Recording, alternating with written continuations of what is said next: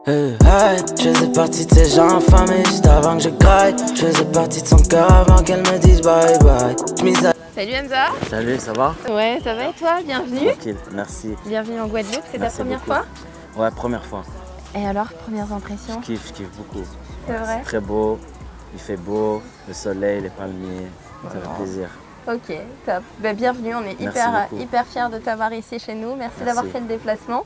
Alors, on est là pour parler un peu de toi, faire connaissance. La première question que j'ai envie de te poser, donc tu es un Marocain né en Belgique qui rappe comme un ricain. Des Hamza, il n'y en a pas deux comme toi. C'est un vrai mélange. Alors, explique-nous un petit peu d'où tu tiens ton inspiration. On entend des influences à la Travis Scott, des choses comme ça. Explique-nous, où est-ce que tu as puisé cette inspiration musicale? Pour commencer, quand j'étais petit, mon père écoutait beaucoup d'R&B. Donc des artistes comme Kid Sweat, Jodeci, R. Kelly, un tas d'artistes comme ça. Et donc c'est comme ça que j'ai découvert la musique en fait. Et puis quand j'ai grandi, j'ai continué à écouter ce genre de musique. Puis j'ai découvert 50 Cent dans les années 2000. Et c'était mon artiste préféré.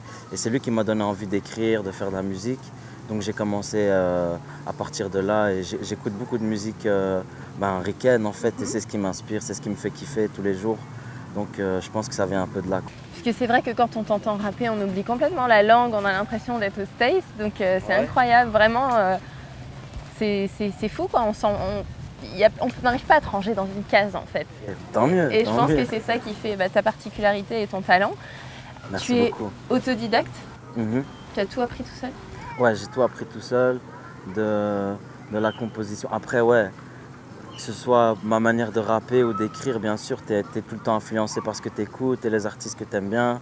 Donc, tu n'apprends jamais tout seul en vrai, oui, tu vois. Vrai, mais pour la composition, ouais, quand j'ai téléchargé Fruity Loops, c'est un logiciel de composition. J'ai appris tout seul sur mon ordinateur.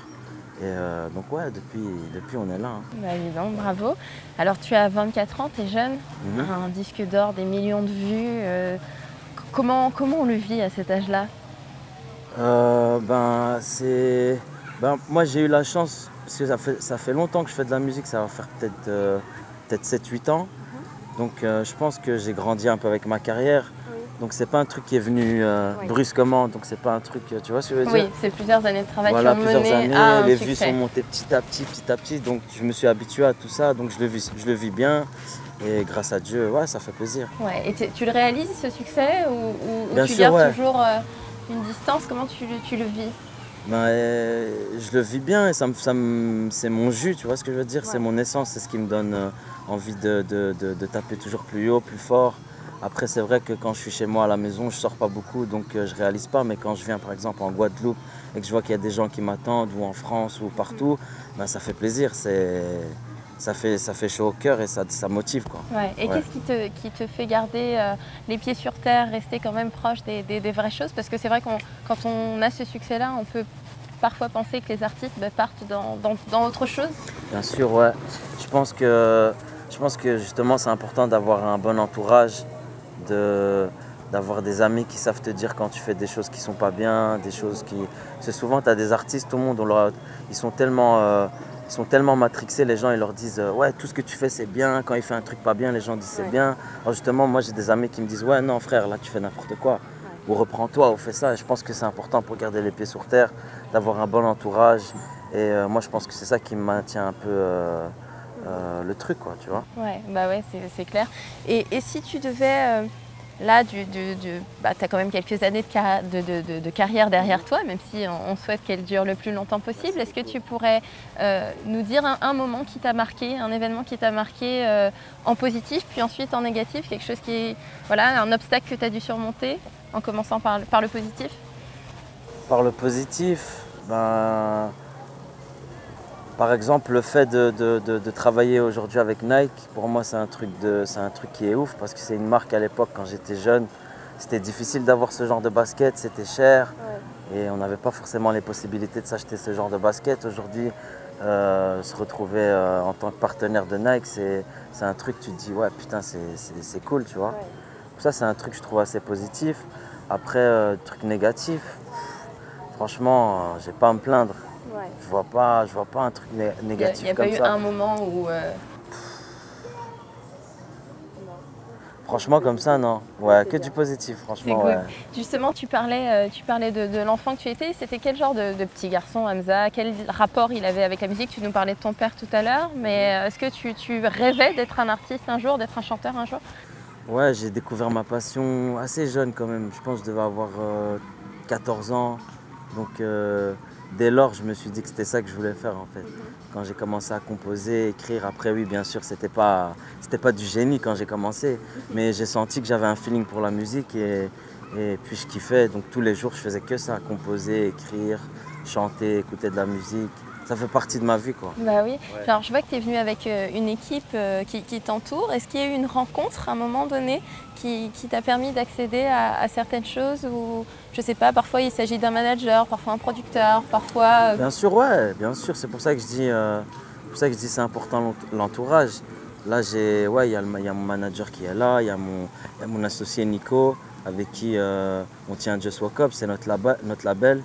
Et on coproduit ma musique avec Warner France.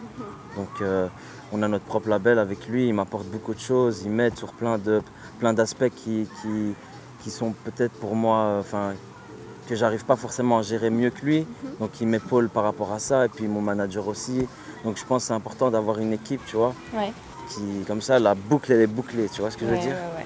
Parce que moi je suis quelqu'un qui aime bien être en studio, faire de la musique et j'aime pas me prendre la tête, tu vois.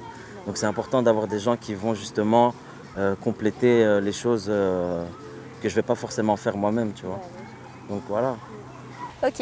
Et donc je disais tout à l'heure, tu es marocain, tu es né en Belgique, tu es inspiré d'artistes américains. Tu te raccroches à quelle culture le plus, tu penses, au quotidien? Qu'est-ce qui t'habite le plus?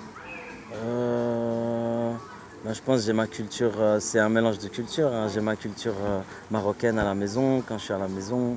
Puis après, j'aime beaucoup la culture américaine que j'applique beaucoup dans mon style vestimentaire, dans mon style musical. Et après, il y a aussi la culture belge, c'est là où j'ai grandi, Bruxelles. Il y a la culture bruxelloise. Puis je pense que c'est un mélange de tout ça Ouais.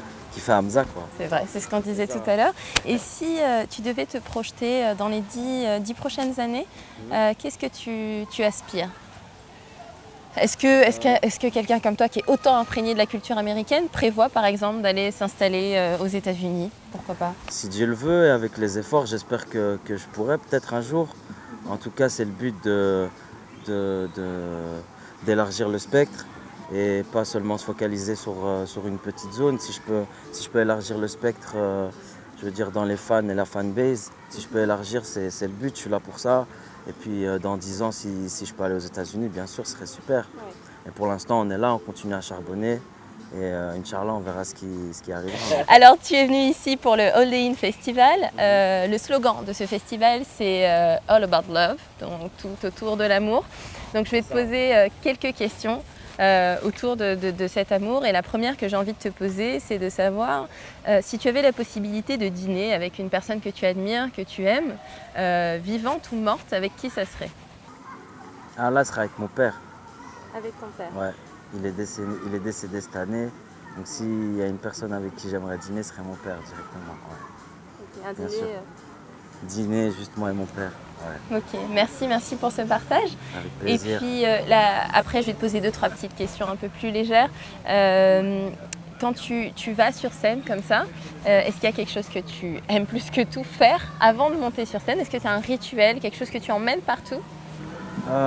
Si tu n'as pas, tu es déstabilisé? Pas forcément, non. J'aime bien être tout seul parce que je réfléchis beaucoup avant de monter sur la scène. J'ai un peu de stress, un peu d'adrénaline, donc j'aime bien être un peu seul. Et puis après, non, mon rituel, c'est un petit shot de whisky et puis c'est parti. Hein. C'est parti, ouais. Ok. Et puis, dernière petite question, on va parler un peu de femmes quand je fais des interviews avec les artistes. Si tu devais choisir entre Beyoncé, Cardi B et Nicki Minaj? Ah, je choisirais Beyoncé. Beyoncé. Ouais. Pourquoi? Pour tout ce qu'elle a fait, pour la musique et je pense sur les trois, c'est la plus grande, quoi, c'est Beyoncé. Ouais, c'est vrai, c'est vrai. Hier, on m'a dit Cardi B parce qu'il pensait que c'était la plus vraie, peut-être, mais c'est clair que la carrière de Beyoncé. Ouais, Cardi B, elle rappe, j'aime beaucoup Cardi B, mais après, c'est Beyoncé, tu peux. Ouais, on peut pas c'est une légende. C'est clair. Ah oui. C'est clair. Et puis, j'ai envie de finir aussi par une chose. Tu as réagi tout de suite quand j'ai dit que c'était autour de l'amour. C'est quelque chose qui te parle? Est-ce que c'est ce que tu mets dans tes textes? Qu'est-ce qui t'inspire quand tu écris tes textes? Ben, je pense que l'amour, c'est une grande partie de mes inspirations et je pense toutes les grandes chansons parlent souvent d'amour. Donc je pense que l'amour, c'est un des thèmes qui est le plus utilisé dans la musique. C'est important, l'amour, et je sais pas, c'est sentimental, tu le sens. Surtout quand un truc est vrai, tu peux le ressentir. Et ouais, moi, c'est un truc qui m'inspire beaucoup dans la musique. Et tu écris avant de poser la musique dessus ou tu fais Non, l'inverse? je fais la musique. Après, souvent, ce que je fais, c'est je cherche les mélodies. Et puis, quand j'ai les mélodies, j'écris sur les mélodies. D'accord. Et ben, en tout cas, je te souhaite bonne continuation. J'espère à très très bientôt ici en Guadeloupe. Merci beaucoup, ça fait plaisir. Merci pour ce partage et le moment que tu as pris pour répondre à nos quelques Avec plaisir, questions. merci beaucoup. Et puis on va terminer sur une petite phrase face caméra, c'est la phrase du festival en fait. Il faudrait que tu la dises à la caméra qui est ici. Donc All Days Festival, it's all about love. Ok. Ok. All Days Festival, it's all about love. So God, tu connais.